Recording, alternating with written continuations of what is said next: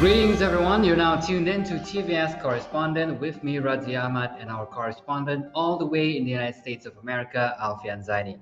Alfian, it's been a while, but it's good to see you again. So, how are you today? Good to see you too, Radzi. How are you yourself? I'm good here. Hope you are doing well as well. That's great to hear. I'm doing very well myself. All right, let's jump right into it. This week, we'll be taking a look at gun violence in the United States, which sadly have been consistent black marks in the history of the nation. Just in March of this year, there have been two mass shootings in the US.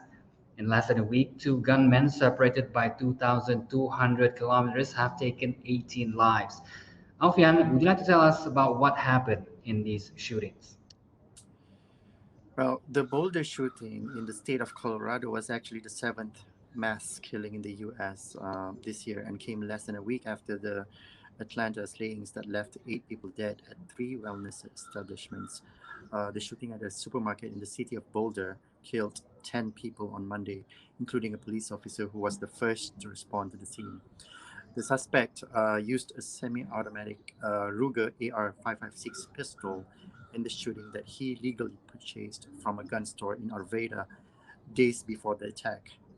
According to experts, the gun looks and operates like a rifle, but it's smaller, more maneuverable, and easily concealable. The suspect, Ahmad Al-Aliwi Alisa, a 21-year-old resident of the Denver suburb of Arvada, was arrested and now faces 10 counts of first-degree murder and one count of attempted murder in first degree. 6 days before the shooting in Boulder, 5 people were shot on March 16th at a massage parlor about 15 kilometers north of Atlanta, four of whom died. Police found 3 women shot to death at Gold Spa in Atlanta and another woman dead at a aromatherapy spa across the street. South Korea's foreign ministry said in a statement that its diplomats have confirmed that 4 of the victims who died were women of Korean descent. A 21-year-old Caucasian man, Robert Aaron Long, suspected in the shooting, has been taken into custody and charged with murder. A very horrifying series of events indeed, especially since they occurred less than a week between each other.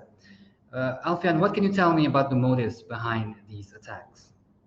Well, in the Boulder, Colorado shooting, there was not immediately apparent motive. Ahmad Al-Aliwi Alisa, the shooter, did not speak when he appeared in court except to say yes to a question from the judge. So a defense attorney immediately asked that he receive a mental health evaluation before the case against him proceeds. The suspect's family told investigators that they believed Alisa was suffering from some type of mental illness, including delusions. And his lawyers could ask the court to order an examination by a psychiatrist or psychologist to determine whether he is competent to stand trial.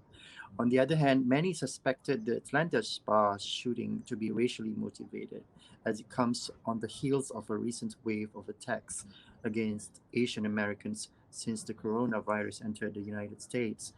As details emerge, many members of the Asian American community see the Georgia killings as a haunting reminder of harassment and assaults that has been occurring from coast to coast. As many raised concerns that the shootings are the latest in a string of hate crimes against Asian Americans, police suggested the suspect may have had other motives. Long, the shooter, told police that the attack was not racially motivated. He claimed to have a sex addiction, and authorities said he apparently lashed out at what he saw as sources of temptation. But those statements spurred outrage and widespread skepticism given the locations and that most of the victims were women of Asian descent. Cases are rapidly rising in gun violence. In fact, just 11 o'clock last Friday, 2 people are dead and at least 8 injured after shootings near the ocean front in Virginia Beach, just 4 hours away from here in Washington, D.C. It was believed that there were 2 separate cases at the area contributing to the death and injuries, including the death of one suspect. This shows how chaotic things can be even at a single area involving shootings. Razi, I'd like to point out that although these 2 mass shootings are the most visible so far this year, they have actually we have seen 103 mass shootings in the US since 2021 started. Yeah. 103 mass shootings in 2021 alone. That's unbelievable. Yes, as bleak as it may seem, those are the real numbers. The definition of a mass shooting differs from source to source, but the Gun Violence Archive defines a mass shooting as a single incident in which 4 or more people are shot in the same incident in roughly the same time and place. According to that definition, there has been 103 mass shootings this year alone. To put that in perspective, as of this recording on March 27th, today is the 85th day of 2021. That means that on average there has been more than one mass shooting every day. Well, according to that data, the first quarter of 2021 has more mass shootings than 2018, 2019, and 2020. The situation seems to be getting worse year on year. How did it get to this point, Alfian? I feel that it has a lot to do with the fact that last year, as the US was battered by the coronavirus, the nation was also rocked by a historic mass movement against police violence that was sparked after African American George Floyd suffocated under a Caucasian officer's knee. In the midst of these twin crises, sales of firearms soared last spring. A Washington Post study said 23 million guns were purchased in 2020, with 2.5 million sold in June alone. Another study said that when Americans are concerned about their personal security, they buy firearms. This higher number of guns purchased definitely contributed to the increased number of mass shootings in the US.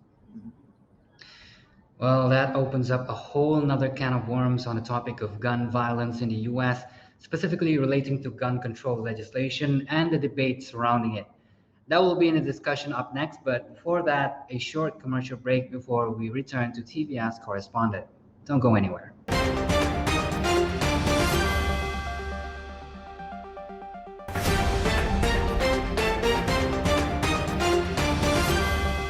All right, welcome back to TVS Correspondent. With me, Radzi Ahmad, and our correspondent in the United States, Alfian Zaini, with gun violence in the US on the agenda for this week's show. Where we left off, Alfian pointed out the fact that so far in 2021, there have actually been 103 mass shootings in the US. This was attributed to the higher volume of firearm purchases in 2020, following the tensions brought on by the coronavirus and the racially charged killings of George Floyd, an African American, by Caucasian police officers. Alfian, this begs the question, why are there so many guns in the United States compared to the rest of the world? Guns are deeply ingrained in American society. The Second Amendment to the US Constitution gives Americans the right to bear arms, and 3 in 10 American adults personally own a gun. Whether for hunting, sport shooting, or personal protection, most gun owners count the right to bear arms as central to their freedom. The long outstanding dispute or sensitivity on gun control has a lot to do with the Constitution Amendment of the Second Amendment, which gives citizens the rights to take up arms to protect themselves against assailants, including a totalitarian government. As history tells it, the US independence itself was fought heavily by citizen militias, taking arms against England to gain freedom. Many believed it is the shooters that should be given the focus of murders, not the weapons to commit the crimes. We hope Biden can strike a balance between gun control to curb the rise in cases and also at the same time protecting the Second Amendment of the Constitution, Radzi. Looking into the situation from the outside in, it seems painfully obvious to me that gun control legislation should be enacted if the US wants to eradicate gun violence. I'm sure you would agree with that perspective, Alfian. To be sure, experiences with guns aren't always positive. 44% of US adults say they personally know someone who has been shot, either accidentally or intentionally, and about 23% say that they or someone in their family has been threatened or intimidated by someone using a gun. Half see gun violence as a very big problem in the US today, although gun owners and non-owners offer divergent views on this. In this context, gun control is a divisive and politically explosive issue in the United States. Americans are still divided on this issue, even after the multiple mass school shootings throughout the years that killed hundreds of kids, and no gun control legislation have been enacted despite these recent attacks, Alfian? The question of more restrictions generally emerges after the horrifically recurrent mass killings, but national lawmakers have not approved any major reforms in years. Following the March 16th rampage that killed 8 people at spas in the Atlanta area and the deadly shooting of 10 people at Boulder Supermarket on Monday, new calls were raised to tighten U.S. gun laws. Background checks and waiting periods to finalize purchases are some of the controls advocates have urged. The Atlanta gunman bought his weapon the day of the killing itself, and the Boulder shooter purchased his just days before the violence. In the wake of the latest violence, President Joe Biden called for tighter restrictions, something that about 60% of Americans said that they supported in a 2019 Pew Research poll. Guns, however, are a highly partisan issue in the United States, with Democrats frequently advocating for stricter rules and Republicans oppose. Though Democrats hold the White House and the House of Representatives now, they do not have enough seats in the Senate to push through the gun legislation without convincing some Republicans to join them. Republican Senator Ted Cruz, for example, made clear the challenge when he said, after every mass shooting, Democrats propose taking away guns from law-abiding citizens because that's their political objective. Tighter gun controls could probably help lessen the number of mass shootings, but there are other issues at play too, such as mental illness. It seems to me that the United States has a long way to go still when it comes to protecting its citizens from gun violence. Indeed, and I hope the government of the United States and its people can come to an agreement or a solution to remedy this issue that has plagued the country for so long. Well, that's all the time we have for now. Alfian, as always, thank you so much for the insight. We'll see you next week. Thank you, Radzi. Well, you're welcome. I am Radzi Ahmad, and we'll see you next week on TVS Correspondent. Bye bye.